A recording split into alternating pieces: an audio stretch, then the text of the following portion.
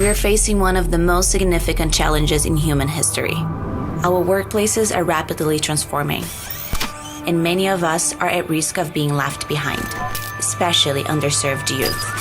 How can we make learning these skills accessible to everyone? How can we harness technology to unlock human potential? How can we get this right?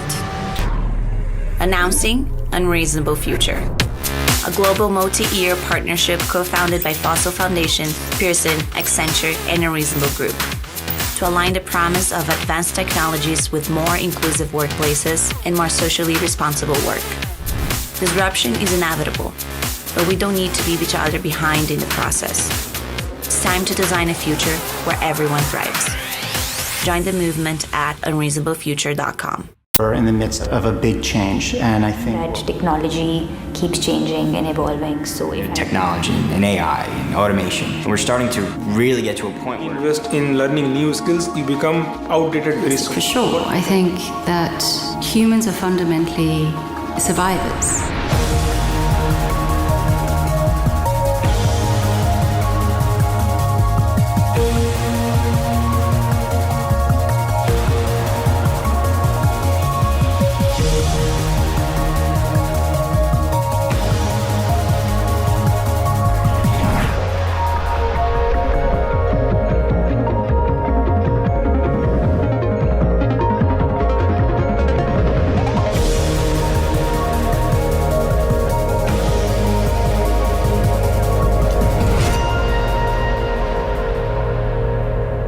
My name is RANIA HOTEIT. I'm the founder and CEO of ID4A Technologies.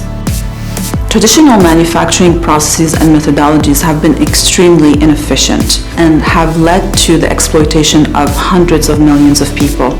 ID4A Technologies is specialized in the design and development of customized robotic and automation solutions to accelerate manufacturing processes. We use the capabilities of AI, machine vision, 3D printing, robotics, machine learning, and advanced analytics to increase efficiency, accuracy, scalability, and flexibility across the entire manufacturing cycle. And as we help our customers transform their operations and automate their cycles, we are helping them and supporting them to reinvest in the upskilling and training of their workforce as they move into new jobs. We have served clients in over 22 countries, mainly in North America, Asian continent, and Europe. And through the partnerships that we create with our clients and with other organizations, we have impacted the lives of over 1.5 million people around the world. And tonight with Rania, you will be the first ever Unreasonable Future Fellow to be firesided, and it's a privilege to start with you. For those of you who are just coming into the program, in terms of the theme with Unreasonable Future, we're looking at both disruptors and supporters of the future of work. And Rania has an incredible company, ID4A Technologies, and they're looking at automation, robotics, 3D printing, machine learning, machine vision to bring into the supply chains and manufacturing around the world. A lot of people, we talked a little bit about this last night, but a lot of people are scared about those technologies when it relates to the future of work. Well, what's your take? How do you feel? Are you optimistic or are you pessimistic? I'm super optimistic. I think that automation in general is creating a huge tectonic shift in the present of work and the future as well. So we're already feeling those changes happening. But if we look at history, technology never ever caused mass unemployment. This never happened. And the fear of automation, it's not new. We've experienced this 500 years ago with the first robotic system that came out with the knitting machine. Yeah. At that time in the UK, the Queen refused to give the engineer a patent because they were afraid of mass unemployment. Yeah. And what ended up happening was the complete opposite. Increase in productivity caused a tremendous amount of opening new jobs and employment. And the fear came back when computers came around. We had this huge panic that we have a cyber invasion and we're going to become obsolete. And we still have these emergent type of fears every time we're evolving on the technological end of things. I definitely believe there are two major effects Displacement is one which we already are aware of, and that's what everybody's scared about. Workers will be displaced in certain jobs, but again, through history, it's the productivity impact that will dominate over time. And I'm more interested in long-term vision than in short-term disturbances. I think that societies and economies will have to adapt faster. And once they do adapt, it is definitely the productivity impact that will have much more longevity on the future of work, creating more employment and even enhancing the quality of employment. So I'm not scared. Ron is not scared. I'm excited. I think we have an opportunity to change how people are thinking about their employment and the roles that they're playing, and thinking beyond the paycheck and the survival mode. If we can shift our workforce into innovation and using our brain power to its maximum potential, and removing people from jobs that they're not even supposed to be at. This is the kind of future we should start to think about. How do we elevate the quality of employment for humanity at scale, rather than being worried about the numbers, which we know they will not make sense in the new economy and the way we used to look at the numbers of employment and jobs in the old economy. Yeah, so you're certainly a very credible voice in this conversation, because I think what you're doing and what you're exposed to with ID4A. For those of us who don't know and aren't familiar with the business, can you give us the 20-second ID4A Technologies? One, what does it do? And then maybe a little bit of a longer answer. Why ID4A as a name? Okay, so ID4A Technologies, we're a design technology company. We focus on the design and development of customized automation solutions for advanced manufacturing. That's the 20-second. Yeah, that was impressive. When it comes to the name came about from... oh, sorry. Just, yeah. That's why we said we need speakers. Mics. But I'll do my best. So the name came about from how do we go from ideation and design to full automation. So our slogan is ideate, design, automate, or for automation. So it's about integration of design with technology and applying design thinking and design methodologies also towards optimization of technologies. That's how the name came about. Love it, love it. And how many countries are you operating in now? We have teams distributed across 9 different cities in India, China, US, Germany. It's growing fast. It is growing fast. Emirates, we also have a team there. But we have served clients in almost 25 countries now. We have new clients onboarding in other countries. So we've been operating globally. Our teams are distributed in 9 different cities. Yeah. And I know you're recognized as one of the fastest growing private companies in the United States. How many employees now? 265. 265. So as you work around the world to automate manufacturing processes, I mean, it still sounds a little bit scary, right? Sitting over here, it's still a little bit scary, or you think about redundancy or people losing their jobs. What are the positive sides to it, right? What are you able to do with the technology that you're applying in manufacturing to help shift society in a better direction? Because I know that's the core of who you are. Definitely. So we look at automation as a mean to transform the workforce. And we understand the positive impact of automation when it comes to the environmental aspects of productivity, efficiency, reduction of waste. But a lot of the other aspects that people are not fully aware of is the social impact aspects. Around the world, when we talk about global production, every product we use has to go through multiple stages in the production cycle before it gets to global markets. And during those stages, companies have to decide on what strategies they need to apply in order to where and when and how they're going to manufacture their products. And it really depends on what strategies companies decide to apply that will have a tremendous influence socially when it comes to exploitation of labor, for example. The 3 strategies are, for those of you who are not familiar, companies either export, they locally assemble, or they decide to do local production. Local production, which is the strategy that gives companies the biggest advantage in terms of reduced cost of labor, because what they do is they can go into a country with lower cost, they can set up shop, they can use local resources, local labor, And this is where the cycle of exploitation starts to happen. And because different companies are trying to compete over low cost of labor, they normally have to pay within a very tight range to what the value the worker is producing. So it's competitive, and that's one of the reasons why also the pay stays really low. Around the world, if you're not aware, we have 40 million people who are in modern slavery. 29 million of those people are women and girls, so women are disproportionately affected.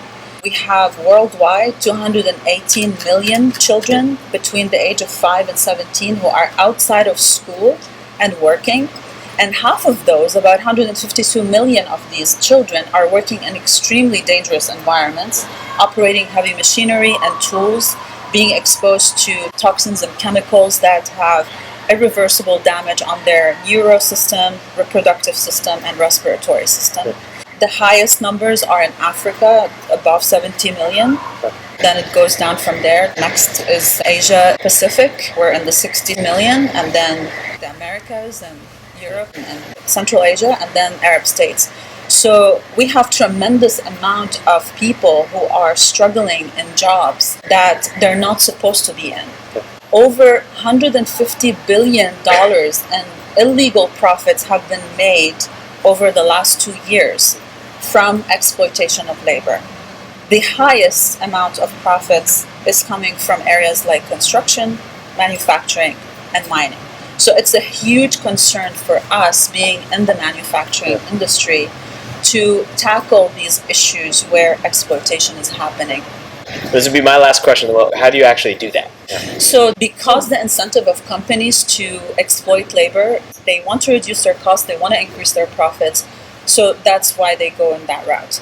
Well, we come in and say, we can automate your processes, and once the entire production cycle is automated, we can increase efficiency, productivity, we can help companies make more profits without jeopardizing the dignity and the health and lives of millions of people around the world. And part of our proposition is also, you're going to be making the money that you need to make without having to do that. Now you can invest in training and education and providing better workplace environment, healthier environment, and help your workforce to shift into jobs where they could use their brains and they could be more protected and they could be more active in building the economy. And take away the jobs from the people that are not supposed to be there. Yeah. Especially when we're speaking about children. The children need to be in school.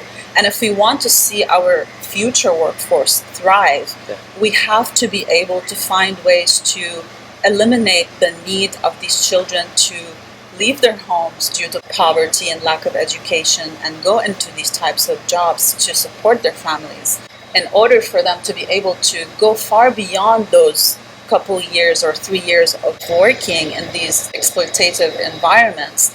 Because what happens, they end up in a dead-end job, and by the time they're released, they have not acquired any new skills. All what they know how to do is this particular job they were given. They're not educated, so they really have no future to begin with. And then when we say we are losing 75 million jobs, the question is, how many millions of these jobs should have never existed to begin with? And I think that's the major question that nobody is really talking about and addressing.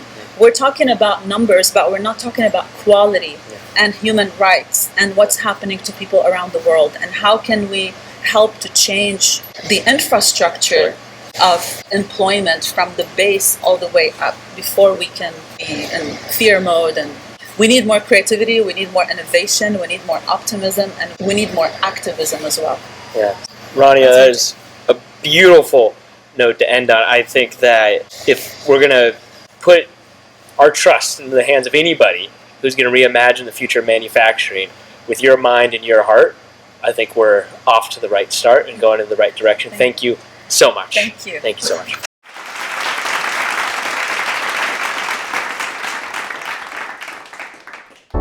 We've co-founded A Reasonable Future with the Fossil Foundation, with Accenture, with Pearson. And together, what we're trying to do is catalyze a movement to ensure that the future workforce is equitable and inclusive. This is about co-creating the future that we want. There are 1.8 billion young people in the world today.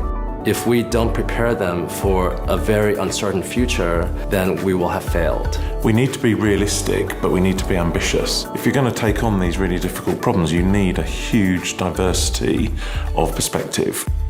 Very often this discussion of future work is done at a macroeconomic level.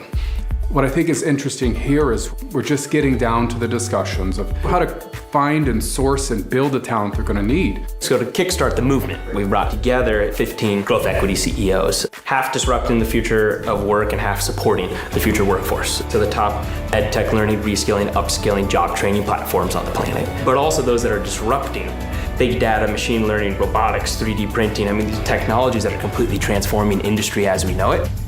By bringing them together, we're trying to spark a revolution. And we don't know what that's going to look like, but part of this program is to try to humbly get some clarity around how that might happen. There's such rapid change with globalization and the advancement of technology that people are struggling to understand how to keep up with that change. Skyhive is an artificial intelligence technology that extracts the skills from people, the skills from work to be done, and it helps people discover career pathways so they can remain relevant to the changing directions of the workforce. Healthcare is ripe for disruption. It's on the tipping point of a major transformation. At NanoBioSim, we're building the next generation of infrastructure needed to deliver healthcare that takes the ability of diagnosing disease outside of a centralized lab into a handheld device that takes a fraction of the time and a fraction of the cost. This future of work conversation is a long game, and it starts in education. Classcraft is an engagement management system for schools. We drive systemic, sustained engagement by using video game mechanics for the classroom. When we're talking about the future of work, there are so many jobs that are not supposed to exist, especially when it comes to children who are being exploited as workers. As we help businesses to transform their operations, we offer automation solutions that can help them to increase their productivity and their profit without having to jeopardize the health, security, and dignity of millions of people around the world. The inaugural program, we're holding it at 1440 in Scotts Valley. What that means is it's in the redwoods. And we're surrounded by trees that are over 1,000 years old. And if we can design companies that think, even at the fraction of time that these redwoods live, that's the type of economic sustainability that I think is needed in the world. The future of work could be a problem that we solve only with our head. But I think there's a lot of heart here. They care passionately about what they're doing. To solve big problems, we have to involve companies, we have to involve entrepreneurs, young people, we have to involve nonprofit organizations.